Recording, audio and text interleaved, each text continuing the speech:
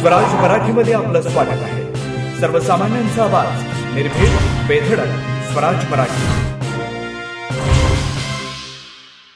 पाहूया स्वराज्य Marathi top 10 headlines.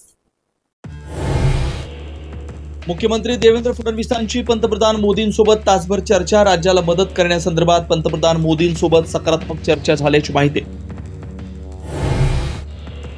बळीराजाला मदत करताना सगळ्याच गोष्टींमध्ये नियमांवर बोट ठेवू नका, उपमुख्यमंत्री अजित पवारांच्या बँकांना सूचना। पीएम केअर फंड सरकारी की खासगी हेच कळत नाही, राऊतांचा टोला। 11 ऑक्टोबरला मराठवाड्यात शेतकऱ्यांच्या मोर्चाचं नेतृत्व उद्धव ठाकरे करणार असल्याचं स्पष्ट।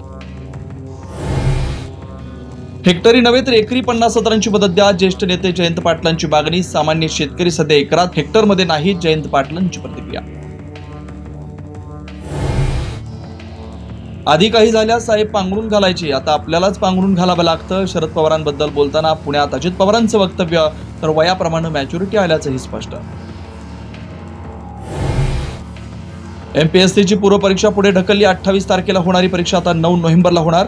मराठवाड्यातील पूर परिस्थितीच्या पार्श्वभूमीवर निर्णय। अकोल्यातील बांधखेर प्रशासनानं तोडला, 300 एकरांवर साचलेल्या पाण्याला मिळाली वाट। 50हून अधिक शेतकऱ्यांच्या रब्बी पेरणीचा मार्ग मोकळा।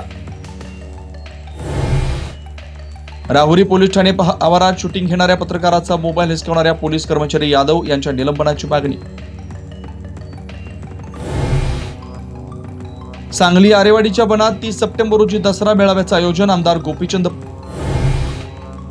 इचलकरंजी महानगरपालिकेचा पहिला महापौर भाजपचाच होणार, महाविकास आघाडीकडे उमेदवारांच्या अभावी पतीपत्नीला उमेदवारी देण्याची वेळ, आमदार राहुल आवाडे यांचा टोला। आता इथेच वेळ झाली थांबण्याची। भेटू पुढील अपडेट सोबत। चॅनलला लाईक करा, शेअर करा आणि सबस्क्राईब करा।